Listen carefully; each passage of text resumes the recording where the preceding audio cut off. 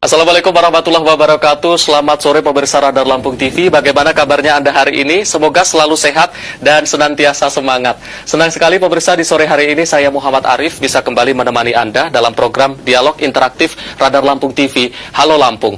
Pemirsa, kontroversi penafsiran Muhammad Syahrur terhadap ayat Milk Al-Yamin ini menarik untuk kita cermati kembali dan kita kritisi. Terlebih ketika seorang dosen dari IAIN Surakarta yang bernama Abdul Aziz menulis disertasi untuk gelar doktoralnya di UIN Sunan Kalijaga Yogyakarta dengan menjadikan tafsiran dari Muhammad Syahrur tersebut sebagai dasar rujukan. Bahkan beliau menganggap rujukan maupun tafsiran dari Muhammad Syahrur tersebut sebagai solusi untuk melegalkan hubungan seks di luar nikah yang konvensional, bahkan mengusulkannya sebagai perbaikan hukum positif di Indonesia meski dengan syarat-syarat tertentu. Dan disertasi inilah pemirsa yang kemudian memicu kontroversi juga polemik di kalangan umat Islam di Indonesia. Dan hari ini Halo Lampung akan mencoba untuk menanggapi juga membahas kembali terkait dengan kontroversi dari penafsiran Muhammad Syahrur terhadap ayat Milk Al-Yamin. Dan kita juga akan membahas kembali apa itu sebenarnya yang dimaksud dengan Milk Al-Yamin dalam Al-Quran dan bagaimana Islam memandang pernikahan serta seks di luar nikah. Semuanya pemirsa akan kita bahas dalam tema Islam bicara nikah dan perzinahan, menanggapi kontroversi penafsiran Muhammad Syahrur terhadap ayat Milk Al-Yamin. Pemirsa, untuk membahas tema kita di sore hari ini, saya sudah ditemani oleh narasumber yang luar biasa. Beliau merupakan alumnus Universitas Al-Azhar Kairo, Mesir, untuk konsentrasi studi Islam. Dan saat ini beliau merupakan dosen di UIN Raden Intan, Lampung. Kita langsung sapa Syekh Reda Daud. Assalamualaikum. Waalaikumsalam, Ustaz Muhammad. Ahlan wa sahlan bik, wa ahlan wa sahlan bi Indonesia kullaha. Alhamdulillah, ini merupakan kali kedua saya Reda Daud ini datang ke Halo Lampung. Terima kasih, selamat datang kembali. Selamat datang untuk saya, untuk semua. Saya bahagia karena saya di Indonesia. Saya di Indonesia dari 6 bulan lalu. Tapi Alhamdulillah semua di orang Indonesia orang baik. Semua di orang Indonesia ada Islam. Semua di orang Indonesia mau Allah. Karena itu saya bahagia yang saya di sini. Syukran laka. Walhamdulillah. Alhamdulillah, luar biasa. Ini merupakan dari Mesir, kemudian sudah 6 bulan sampai 7 bulan di Indonesia, dan luar biasanya bahasa Indonesianya sudah lumayan lancar ya saya. Alhamdulillah. Alhamdulillah. Baik, dan saya tidak sendiri, selain ditemani oleh Syekh Reda Daud, kita juga ditemani oleh Mas Ferdinand Agraha yang merupakan mahasiswa UIN Raden Intan Lampung yang nanti akan membantu menerjemahkan komunikasi kita di sore hari ini. Selamat sore Mas. Sore Mas. Terima kasih telah hadir di Halo Lampung. Ya, bagaimana kabarnya, sehat? Baik, Alhamdulillah. Alhamdulillah. Baik, pemirsa, kami tahu tema yang kita bahas di sore hari ini merupakan tema yang cukup menarik. Untuk itu kami mengundang Anda untuk bisa bergabung bersama kami. Anda bisa menyampaikan pandangan terkait tema kita yang kita bahas di sore hari ini, maupun menyampaikan pertanyaan-pertanyaan terhadap tema kita yang kita bahas di sore hari ini. Anda bisa bergabung bersama kami melalui line telepon di 0721 56 100 22 ataupun di 0721 56 100 122. Dan acara ini juga bisa Anda saksikan melalui live streaming di www.radartv.co.id maupun di channel YouTube kami di Radar TV Online.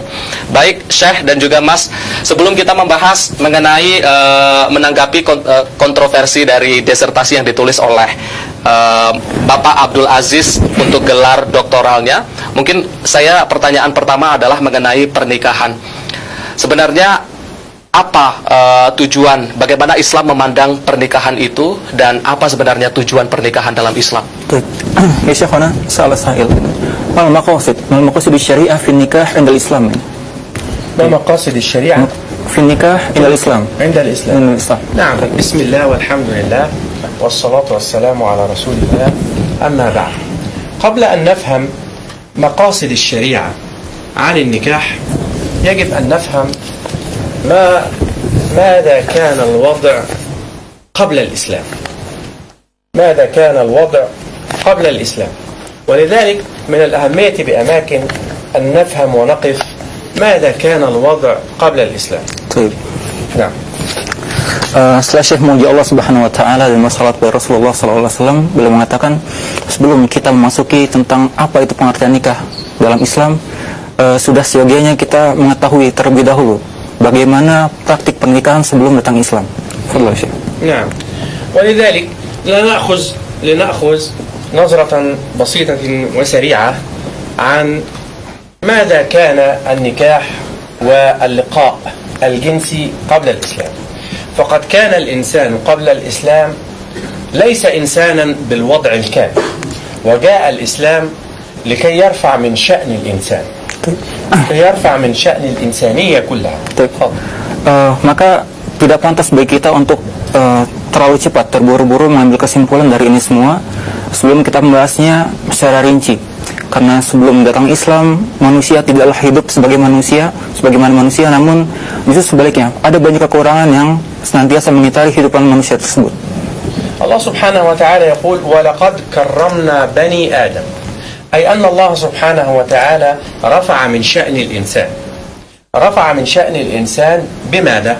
رفع من شأن الإنسان بهذا المنهج وهذا النظام والتشريع داخل الإسلام. Allah Subhanahu wa taala berfirman, "Walaqad karramna bani Adam," dan telah kami sempurnakan dan telah kami muliakan Bani Adam, itu manusia itu sendiri. Dengan apa? Dengan tasyri', dengan pensyariatan yang Allah Subhanahu wa taala syariatkan kepada umat manusia. Fadhil Syekh. فكان الزواج واللقاء بين الرجل والمرأة قبل الإسلام كان أشبه بالحيوان. كان أشبه بالحيوان. فكانت المرأة إن الرجل إن أراد أن ينجب ولد مثل هذا يقول لزوجته اذهبي إلى هذا واستبضعي منه. استبضعي منه أي يعني مارسي معه الجنس حتى أأتي بهذا الولد. فكان هذا نوع من أنواع الزواج. تفضل. Karena sebelum datang Islam, pernikahan pada zaman tersebut amat sangat terhina bagi manusia. Lebih condong seperti pernikahan hewan.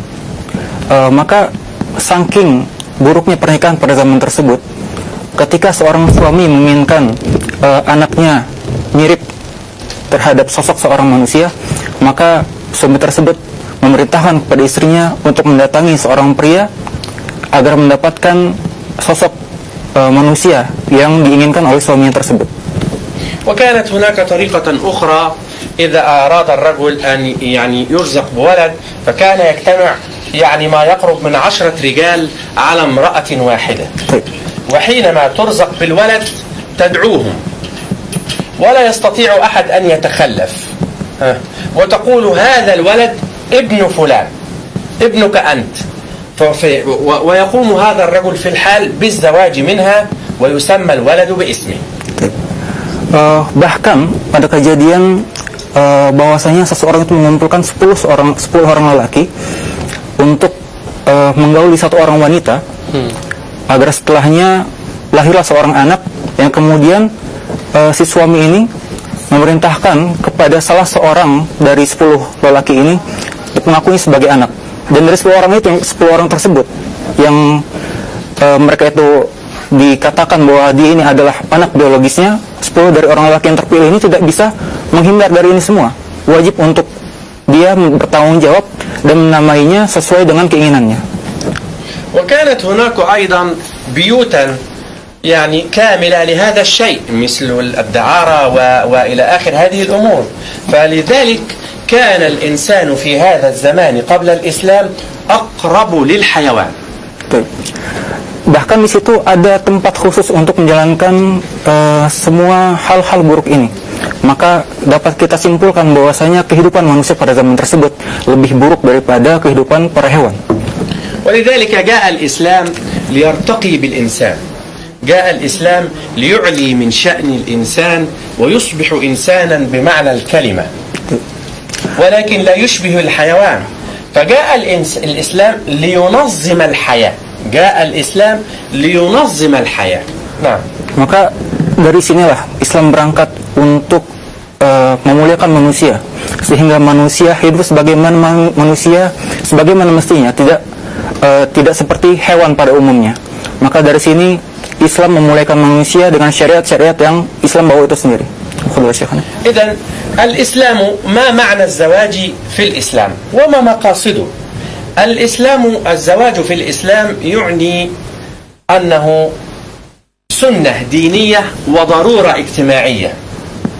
فهذا هو تعريف الزواج في الإسلام سنة دينية وضرورة اجتماعية. نعم. Maka pengertian daripada nikah dalam agama Islam itu sendiri adalah sunnah diniyah. Sunnah diniyah adalah suatu syariat yang disyariatkan oleh agama itu sendiri. Kemudian dalam nikah itu sendiri ada beberapa manfaat-manfaat yang kembali kepada kehidupan masyarakat. Fadhil Syekhana. سنة دينية تعني أن الزواج في الإسلام عبادة وضرورة اجتماعية لبقاء النوع واستمرارية الحياة. فيجب أن نتزوج حتى تستمر الحياة. يجب أن يكون زواج وأن يكون هناك نكاح حتى تستمر الحياة. اترك hidup terus. Maka tujuan daripada nikah itu sendiri yang dikatakan tadi adalah sunnah diniyah adalah segala bentuk ibadah yang dianjurkan oleh agama. Kemudian ada maslahat-maslahat, hal-hal positif yang akan berdampak pada kehidupan masyarakat. Maka hal baik daripada pernikahan itu sendiri adalah untuk berlangsungnya generasi penerus bagi umat manusia dalam kehidupan itu sendiri. ولذلك الإسلام وضع شروطا وقواعد للزواج وقانون يجب أن لا نخرج خارجه. ومن أهم أهداف هذه الشروط أن يكون الإنسان كريما في عيشته. وضع شروط، الإسلام وضع شروط للزواج لكي يكون كريما وكي تصبح المرأة على أعلى قدر من الإنسانية. نعم. Maka dari itu semua Islam telah meletakkan berbagai macam kaidah dan syarat-syarat daripada pernikahan tersebut. Bagaimana pernikahan dapat terjalin di kehidupan seorang manusia agar setelahnya banyak orang-orang yang dihormati dan kemudian wanita-wanita pun merasa dihormati kehidupannya agar kehidupan manusia semakin baik dan semakin bersih. ومن أهداف هذه القوانين والشروط أن تستمر الحياة بمقصد وهدف. فيجب على الرجل والمرأة أن يقصدوا الذرية، أن يقصدوا الولد والبنت، أن يعمروا في الأرض، وأن يكون هذا هو مقصد الزواج. يكون المقصد من الزواج الحصول على ذرية صالحة واستمرارية الحياة. Maka siogianya bagi seorang manusia yang akan melaksanakan pernikahan adalah memperbagus niat agar senantiasa niat mereka itu untuk menghasilkan zuriyah, keturunan-keturunan yang baik, yang solih dan solihah, agar kedepannya kehidupan penerus mereka akan semakin baik dan semakin baik. نعم. ولكن لا، ومن هذه الشروط حتى الشروط التي نعلمها ويعلمها الجميع أنه يعني يجب أن يكون إيجاب وقبول واثنين من الشهود وإعلان أو إشهار وولي، فلا نكاح بغير ولي. إلى هذه الأمور الذي وضعها الإسلام لكي يعطي المرأة حقها ويحافظ على مستقبل الأولاد.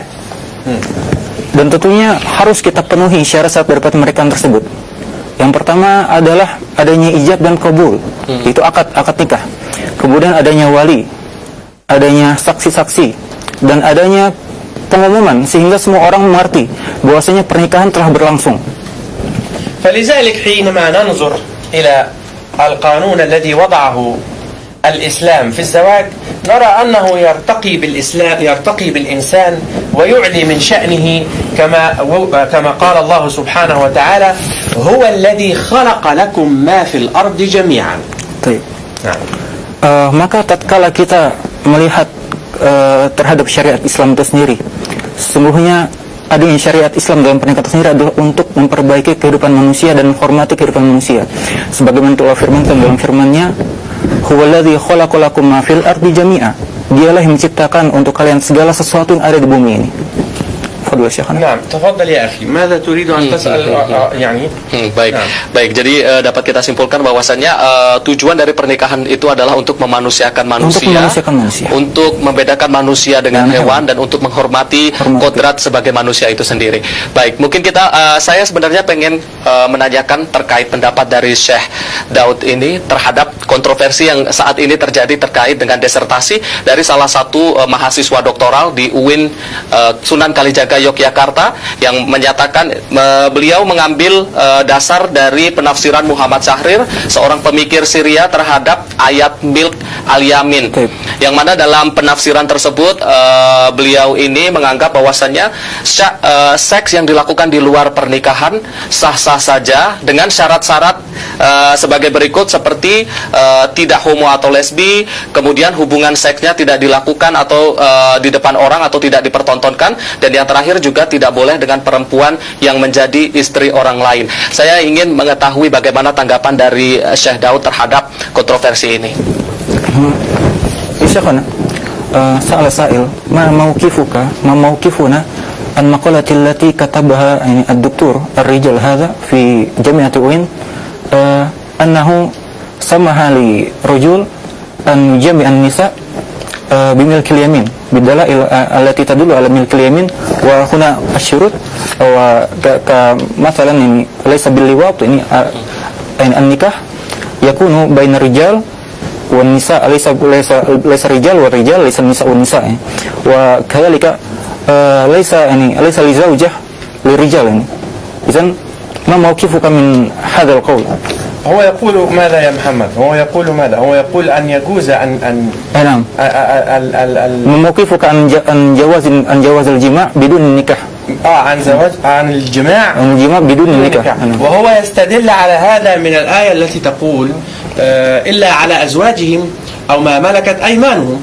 هو يقول هذا. نعم. هذا الرجل الذي يقول يتمسك بهذه الآية هو لا يعلم معنى هذه الآية، ولكن لي مقصد آخر. يعني نعلم أن القرآن كل سورة من سور القرآن تتكلم في شيء بعينه. كل سورة من سور القرآن تتكلم في شيء بعينه. فسورة البقرة تتكلم عن أنواع البشر، وسورة آل عمران تتكلم في الصراع الفكري والعسكري ما بين اثنين. نعم تفضل. وهكذا. Syekh mengatakan bahwasanya ada kesalahpahaman yang difahami oleh sang penulis di sini. Jadi setiap ayat di Al-Quran adalah tentunya memiliki tema-tema yang berbicara tentang satu tema tertentu. Sebagaimana yang terdapat dalam surat Al-Baqarah. Surat Al-Baqarah berbicara tentang kehidupan manusia. Kemudian di surat Al-Imran berbicara tentang hal-hal yang lain.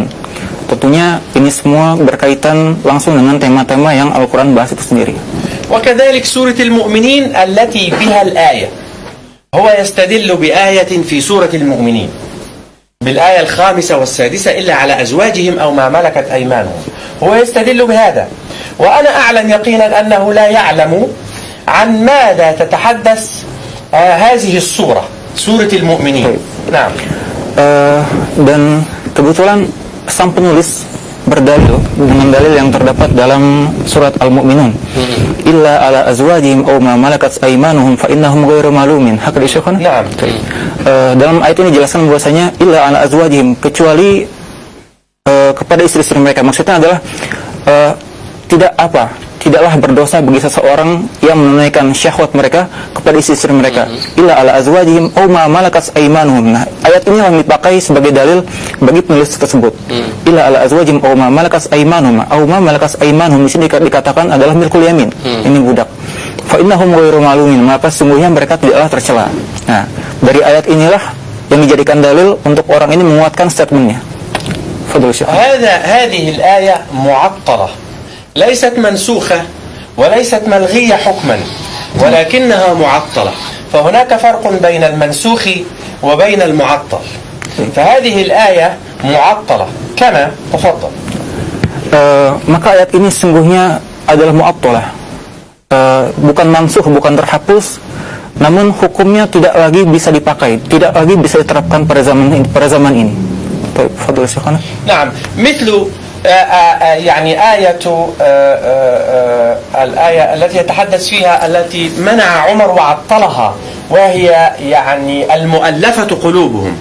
يعني هناك يعني آية صريحة أن نعطي الأموال للمؤلفة قلوبهم، ولكن عمر رضوان الله عليه رفض أن يدفع الأموال للمؤلفة قلوبهم، مع أن الآية واضحة وصريحة، مصرف من مصارف الزكاة الفقير والمسكين والمؤلفة قلوبهم. ولكن عمر أبطل هذه الآية ولم يدفع للمؤلفة قلوبهم. تفضل. Sebagaimana dilakukan oleh Umar membatalkan mu'abtal, tidak memakai ayat ini. Dalam sebuah ayat dikatakan bahwasanya wajib bagi kita untuk mengeluarkan zakat bagi fakir miskin dan mu'allafati qulubuhum. Mu'allaf ini adalah mu'allaf, seorang mu'allaf. Maka wajib bagi kita untuk membayar zakat kepada seorang mu'allaf. Namun seketika itu pula pada zaman tersebut Umar tidak memberlakukan ayat ini bagi seorang mu'allaf yang meminta untuk Umar menunaikan zakatnya kepada orang tersebut. وكذلك فعل عمر للمرة الثانية في عام يسمى عام الرمادة. وعام الرمادة هذا كان هناك قحط وكان هناك فقر وكان هناك أشياء أخرى، فجاع الناس واضطروا أن يسرقوا، فلم يقطع عمر يد السارق. طيب. تفضل. Begitu pula pernah terjadi di zaman Umar. Di zaman Umar jadi pernah terjadi kemarau panjang dan kefakiran yang teramat sangat, sehingga mudah bagi seseorang untuk melakukan kejahatan berupa pencurian. Namun Umar pada saat itu tidak memberlakukan hukuman yang disematkan dalam ayat Al-Quran, yaitu potong tangan. Karena kenapa? Karena Umar melihat pada zaman tersebut memang keadaannya sedang sulit. ولذلك نفس الشيء كما فعل عمر، عطل آيتين، آية المؤلفة قلوبهم ولم يقطع يد السارق. كذلك الآية التي تقول إلا على أزواجكم أو ما ملكت أيمانكم، ولذلك هي عطلت ولم تنسخ. ولذلك يسألني سائل، إذا عطلت هذه الآية ولم تنسخ لماذا أبقى الله عليها؟ طيب. نعم. Maka dari dua kejadian ini, yang Umar tadi tidak menunaikan zakat kepada seorang mu'allaf, kemudian Umar tidak memotong tangan seorang pencuri, maka di sini timbullah pertanyaan, kenapa adanya ayat ini kemudian tidak dapat kita pakai dalam kehidupan kita saat ini?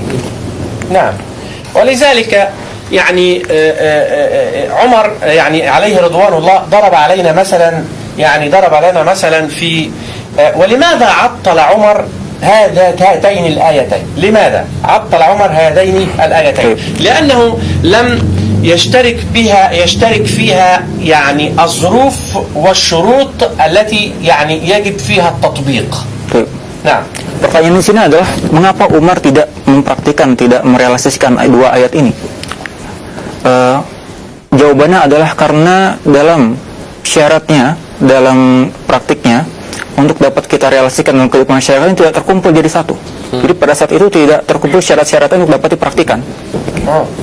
ولذلك هذه الآية عطلت لأنها ليس لها نفس الموقف وليس لها نفس الظروف، ولكن أبقى عليها المولى سبحانه وتعالى لعله في الزمن القادم تتوفر لها الشروط. فالمولى سبحانه وتعالى يعلم من خلق. يا الله سبحانه وتعالى ينشبت كان سموا دنيا. Karena itu Allah Subhanahu wa taala tidak remove, tidak cancel ayat itu.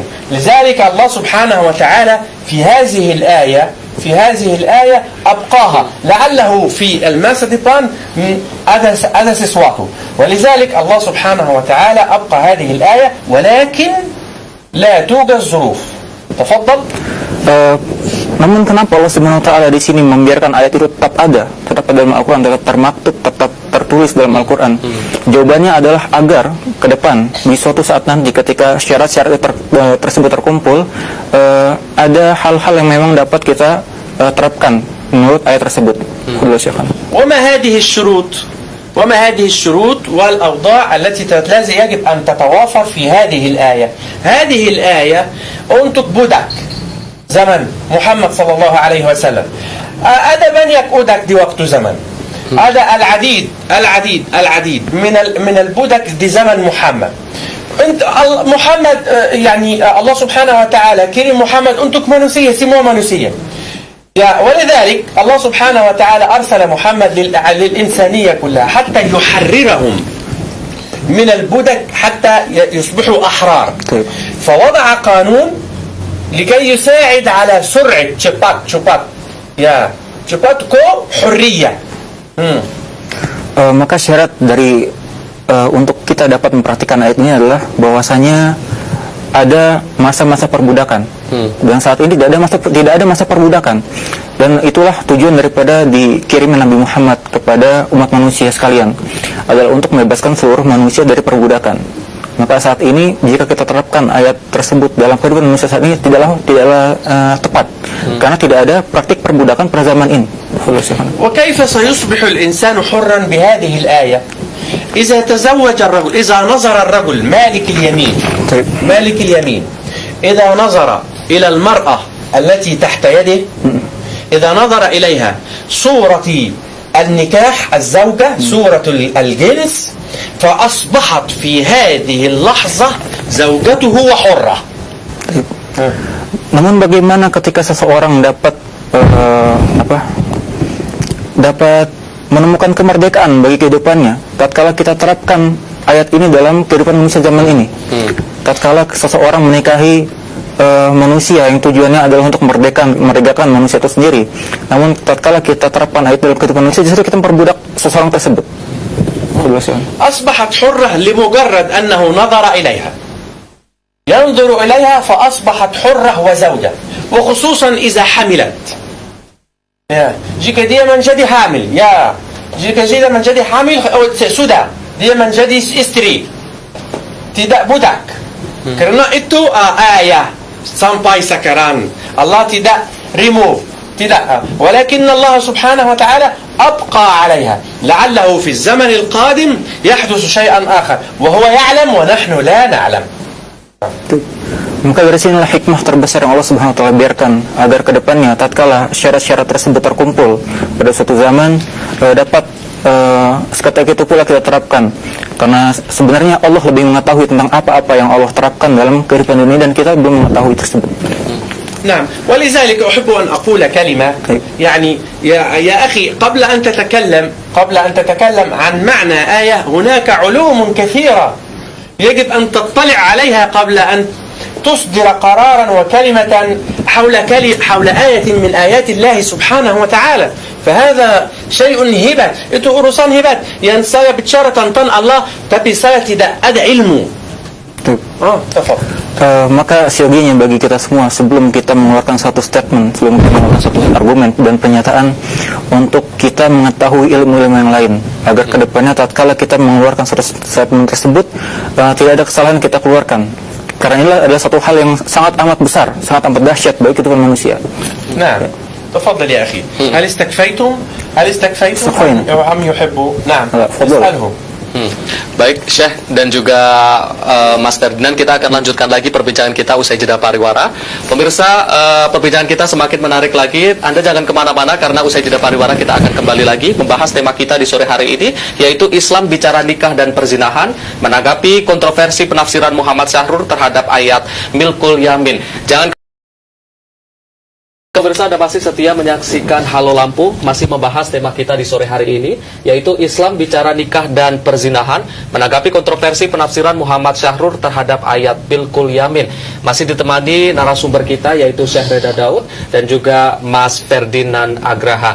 Tadi sebelum iklan kita sempat membahas mengenai ayat Milkul Yamin, yaitu pada surat Al-Mu'minun. Yang mana ayat ini memang tadi dikatakan sudah tidak bisa digunakan lagi karena tidak sesuai dengan konteks yang saat ini. Namun sang penulis atau penafsir yaitu Muhammad Syahrur ini tidak mengartikan Milkul Yamin sebagai budak, namun disesuaikan dengan konteks saat ini. Milkul Yamin oleh Muhammad Syahrur ini diartikan sebagai partner seksual di luar istri yang dinikahi secara konvensional. Memang ini agak keluar dari makna asalnya. Bagaimana tanggapan dari Syekh Reda Daud mengenai penafsiran ini? Syekhana salah sa'ilan anna Muhammad Syahrur qala ma'na milkul yamin hadha laysa al-'abd laysa ini laysa rik bal mujarrad man yusahibu fil jama' faqat. من يصاحبه في الجماع بدون نكاح بدون عقد نكاح هو صاحب أهل اليمين. نعم. فقال أن هذا معنى الأصلي في ملك اليمين. فما ماذا قلت في المعنى في حقيقة المعنى هذه الآية؟ نعم طيب يا شيخنا. نعم، هو يعني عنده معلومة ولكن معلومته ناقصة. طيب. نعم، هو يقول أن ملك اليمين ليس العبد، هو يقول أن ملك اليمين ليس العبد، ويقول أن ملك اليمين هو من يجامعني في أو يضاجعني أو يعني يمارس معي الجنس، يقضي له الشهوة. يقول هذا، ولكن هو مخطئ في هذا ومخطئ في هذا، وللإسلام رأي آخر. وما هو؟ Jadi Muhammad Syahrul ini sebetulnya dia memiliki ilmu pengetahuan. Sebenarnya beliau ini tahu akan hal ini, namun sayangnya ada kekurangan dalam hal tersebut. Maka sesungguhnya milkul yamin adalah bukan istri sah yang dapat kita setubuhi saat itu pula. Fadhil Syekhana. Namun apakah pengertian milkul yamin itu sendiri? Fadhil. milkul yamini في الإسلام وفي عادات العرب كالذي يملك جاها ومالا وسلطة وقوة، وعنده من البشر من لا يستطيع السير في الحياة مفردا.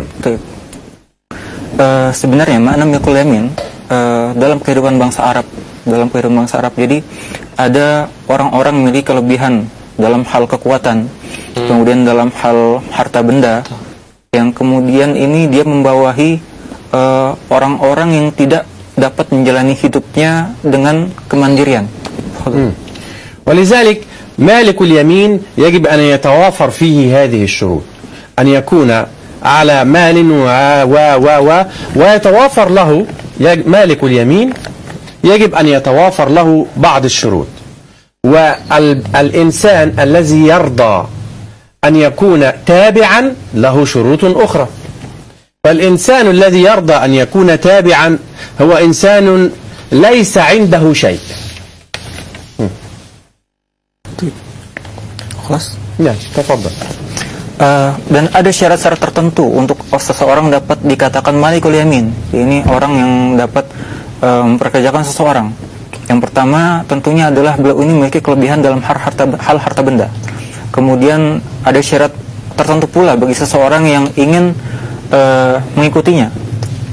Yang pertama adalah seseorang tersebut tidak dapat benar-benar menjalani hidupnya dengan kemandirian. ليس عنده شيء بمعنى أقصد ما ليس عنده شيء. الله سبحانه وتعالى خلق هذا الإنسان أو الذي يرتضي أن يكون تحت أمر وقيادة مالك اليمين، هذا الإنسان يعني قليل العقل وقليل الرزق وقليل العلم وقليل الصحة، ويرتضي أن يكون هذا الرجل وهو مالك اليمين أن يقوده في الحياة. نعم. Dan syarat daripada makna tidak dapat mandiri dalam menjalani hidupnya adalah seseorang tersebut tidak dapat memiliki kesehatan, kemudian tidak memiliki harta benda yang dapat mencukupinya, pun kecerdasan otaknya itu tidak dapat menghidupinya sebagaimana manusia pada umumnya. Maka inilah syarat-syarat harus dipenuhi untuk kemudian seseorang dapat menyerahkan kehidupannya untuk dibantu oleh seseorang yang memiliki kelebihan harta tersebut. هذا هو مالك اليمين، وهذا هو الإنسان الذي ارتضى أن يكون تحت إدارة مالك اليمين. ولذلك في هذه الحالة نعم هو ليس عبدا بالمعنى العام للبدك، ليس عبدا. تفضل. Maka ini adalah seseorang yang memiliki kelebihan harta dan ini adalah seseorang mengikutinya. Maka makna sebenarnya dari hal ini bukanlah seseorang tersebut budak, bukan. Akan tetapi seseorang tersebut terbantu dengan adanya malikul yamin ini, orang yang memiliki kelebihan harta tersebut. Baik, Syekh dan juga Mas, ada satu penelpon dari Bandar Lampung. Ada Bapak Ibrahim, kita akan mengangkat satu penelpon dulu. Assalamualaikum, Pak Ibrahim. Halo. Halo. Assalamualaikum. Waalaikumsalam, Bapak. Silakan Bapak, pertanyaan dan pendapatnya. Memang di akhir zaman benar orang yang sedikit ilmunya tapi sudah mau buat yang tidak dia pahami sehingga terus diadopsi orang yang juga paham mungkin, sehingga nanti mengakibatkan pernyataan-pernyataan baru atau yang bisa menyesatkan gitu. Saya harap ya orang yang seperti ini harus ya jangan sampai ada lah gitu. Saya setuju dengan dengan konsepnya bahwa Islam itu memuliakan, mengangkat harkat martabat wanita dengan menikah seperti itu. Terima kasih. Baik, terima kasih Pak Ibrahim di Bandar Lampung ini mengungkapkan pandangannya terhadap beliau setuju dengan pandangan dan konsep dari Syekh Reda Daud, dan beliau tidak setuju dengan apa yang disampaikan oleh penafsiran dari Muhammad Syahrul. Kami persilahkan, mungkin ada tanggapan dari Syekh Reda Daud. Ya Syekhona, qala ini al-mutasik qala annahu muwafiq bima qulta anifan bima nashrah al-an ini. Naam. Anna an-nikah ini yukrimun nisa ini. Naam. Wa hunaka al-ittifaq fi syarhin al-an. نعم. طيب يا شيخ تفضل. هو متوافق معنا. نعم. نعم. هو وليس عنده سؤال. لا ليس عنده سؤال. ليس عنده سؤال فقط أنه قال أنه موافق بما نشرع الآن. نعم. ولذلك هذا التكريم جاء من مصلحة المرأة. يعني المرأة كرمت بطريقة الزواج في الإسلام، وليست كالحيوان كما قلنا آنفا. ولكن هذا الرجل الذي يتحدث عن ملكة اليمين، هذه مسألة خطيرة. هو ليس بعبد. نعم، هو ليس بعبد. ليس المقصود من الآية العبد. نعم، ولكن من هو مالك اليمين، ومن هو الإنسان الذي يرتضي أن يكون مالكا لليمين؟ في هذه الحالة هذا الإنسان لا يتوافر الآن. هذا الإنسان الذي يرضى أن يسير في الحياة برأي وعقل ومجهود وأموال إنسان آخر ليس موجود. ليس موجود الآن، ولذلك الآية عطلت. تفضل. Benar bahwasanya adanya pensyariatan nikah pada zaman ini adalah guna menghormati kehidupan wanita pada umumnya. Kemudian orang-orang yang dapat kita kategorikan sebagai orang-orang yang pantas untuk bisa mengikuti Malikul Yamin ini, orang-orang yang mempunyai kelebihan harta, tidaklah dapat kita temukan pada zaman ini. Tidak dapat kita temukan orang-orang yang memiliki syarat-syarat untuk bisa dijadikan bagi Malikul Yamin ini orang-orang yang dibawahi. نعم. هو ولذلك أين هذا الرجل وأين مالك اليمين؟ ولكن مالك اليمين إذا نظر، مالك اليمين الذي إذا توفرت هذه الشروط الآن، وهي لا تتوفر الآن، لا يوجد هذا الشخص الذي يرضى. يعني إن أتينا بطفل لا يستطيع هذا الطفل، لا يحب هذا الطفل أن يسيره شيء، يحب أن يعيش بعقله وبحالاته وبقوته، ولا يحب. ولكن إن توافرت هذه الشروط ونظر مالك اليمين إلى امرأة عنده، أصبحت زوجته، يجب أن يشهر زواجه منها، وإذا حملت تصبح حرة، تصبح مثلها مثل الآخرين، هي زوجته لها الحقوق، والأولاد التي بينهم هي أولاده ويسمون باسمه. يختلف هذا الرأي إذا كان خارج العقد الرسمي في الإسلام. نعم، تفضل. Jadi sekali lagi kita katakan bahwasanya orang-orang yang memiliki syarat-syarat daripada orang yang dapat kita kategorikan ke dalam orang-orang yang pantas untuk dibawahi oleh Malikul Yamin ini tidaklah dapat kita temukan pada zaman ini. Karena memang syarat-syarat tersebut adalah syarat-syarat yang dapat kita terapkan pada zaman-zaman yang lalu, berbeda dengan syariat Islam pada zaman ini. مقصدي هنا يا أخي، مقصدي أنه هل تتوافر هذه الشروط الآن؟ هنا السؤال، هل تتوافر الشروط التي تنطبق عليها الآية أم لا؟ نعم، ملك اليمين ليس العبد. نعم، أنا لا أكذب عليك ولا أكذب على الله، ملك اليمين ليس العبد. ولكن هل تتوافر ملك اليمين ومن يحب أن يكون داخل مالك اليمين؟ هل يتوافر هذا الآن؟ لا يتوافر. وإذا توافر هل يتوافر الشخص الذي عنده ضمير؟ إذن الشروط كلها لا تتوافر لتطبيق هذه الآية، كما لم تتوافر في تطبيق الآية التي لم يقطع فيها عمر يد السارق، والتي لم يدفع فيها الأموال للمؤلفة قلوبهم. نفس الشيء. Maka pertanyaan bagi kita semua adalah apakah syarat-syarat tersebut dapat kita temukan pada zaman ini? Karena tentunya tidak, sebagaimana syarat-syarat yang dapat kita temukan pada dua kejadian yang dilakukan oleh Umar. Kejadian pertama yaitu Umar tidak memotong tangan bagi seorang pencuri, kemudian pun Umar tidak menunaikan zakat kepada seorang mu'allaf yang terdapat pada zamannya. Maka begitu pula dengan ayat ini dapat kita praktikkan pada zaman sekarang. Nah, tafadhal. Yani ماذا تحب أن تسأل يا أخي؟ يعني. Baik, yang ingin saya tanyakan sekali lagi adalah mengenai ayat Milkul Yamin, yaitu khususnya surat Al-Mu'minun ini, ketika pada saat diturunkan, sebenarnya apa tujuan diturunkannya surat atau ayat Milkul Yamin ini pada saat itu, pada saat masa Nabi Muhammad SAW diturunkan ayat ini, padahal di saat itu pula Islam datang untuk menghapuskan perbudakan itu. Baik, mungkin bisa dijawab setelah jeda pariwara. Kita akan break terlebih dahulu. Pemirsa jangan kemana-mana, usai jeda pariwara kita akan segera kembali. Tetaplah bersama kami di Halo Lampung.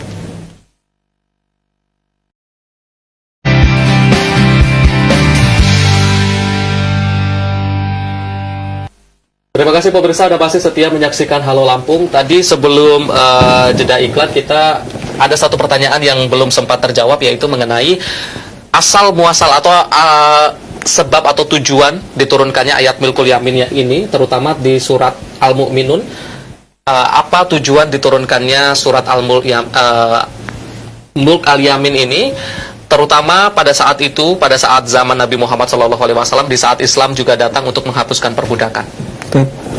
Syekhana, soal أن المقصود في هذه الآية يعني ما أسباب النزول هذه الآية. نعم. ما أن إرسال النبي صلى الله عليه وسلم إلى جميع الناس هذا لتحرير جميع الناس. نعم. لتحرير جميع الناس. نعم. فلماذا بقي هذه الآية ما هناك النبي صلى الله عليه وسلم؟ نعم. طيب. لماذا بقيت هذه الآية؟ لماذا بقيت ويقصد هذا؟ أي نعم. لماذا بقيت هذه الآية؟ نعم. الله سبحانه وتعالى لي سؤال أحب أن أسأله أنت توجهه إلي. طيب. وما هو؟ لماذا أبقى الله سبحانه وتعالى على الآية المختصة بالخمر؟ ولا أعوذ بالله من الشيطان الرجيم، بسم الله الرحمن الرحيم، ولا تقربوا الصلاة وأنتم سكارى.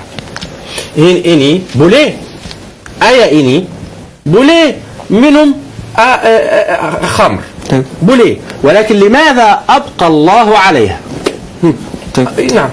Jadi saya ingin bertanya kembali kepada masa katanya kenapa? Pertanyaannya adalah kenapa Allah Subhanahu wa taala masih membiarkan ayat yang berbicara tentang khamr? A'udzubillahi minasyaitonir rajim. Kalau Allah Subhanahu wa taala, Allah berfirman, wala taqrabus salata wa antum sukara, dan janganlah kalian mendekati salat sedangkan kalian dalam keadaan mabuk. Maksud ayat maksud ayat ini saya boleh minum khamr, tapi saya tidak ada otak, oke, sholat. Tidak ada otak, tidak sholat. Ya, itu maksud ayat. Tapi bagaimana Allah يعني أبقى على هذه الآية؟ ولماذا أبقى الله سبحانه على هذه الآية؟ هذا هو السؤال وسأجيبه الآن. تفضل. Jadi pertanyaan adalah kenapa Allah SWT masih membiarkan ayat tentang khamr ini, yang ketika seseorang dalam keadaan mabuk, beliau tidak boleh mendekati sholat, tidak boleh melaksanakan sholat.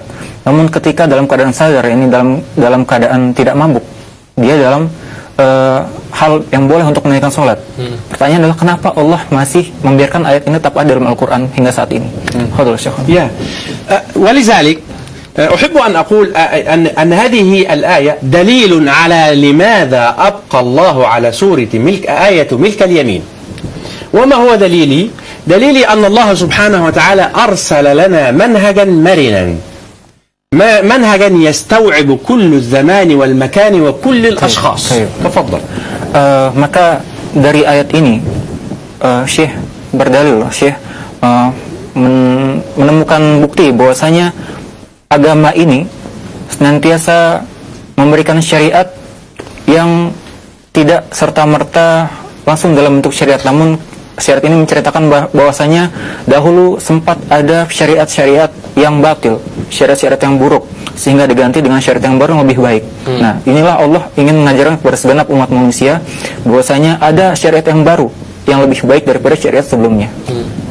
ممكن مستمع يسمع هذه الآية إذا جاءني رجل يحب أن يعني يدخل الإسلام ويلتزم بالإسلام ولكنه مدمنا للخمر ماذا أقول له؟ لا تدخل الإسلام؟ ماذا أقول له؟ لا تدخل الإسلام لأن الخمر والميسر رجس من أعمال الشيطان أم أقول له ماذا؟ أم أقول له sedikit فلان ولذلك أستعمل أنا هذه الآية. تفضل. Sebenarnya sini adalah hikmah yang disampaikan oleh Syekh. Syekh mengatakan bahwasanya misalnya ada seseorang datang kepadaku hari ini, kepada Syekh hari ini misalkan, yang beliau ini ingin masuk dalam Islam, ingin berislam. Namun ketika beliau ingin berislam, beliau masih dalam keadaan mabuk, masih suka minum minuman keras, minum khamar. Apakah seketika itu pula saya katakan jangan masuk dalam Islam, karena di Islam itu sendiri Allah mengharamkan khamar? Apakah seketika itu pula Syekh melarang seorang tersebut berislam? Tentunya tidak. Nah, dari sinilah Syekh akan berdalil dengan dalil tersebut, bahwasanya Allah menghalalkan khamar selama seseorang tersebut tidak melakukan sholat.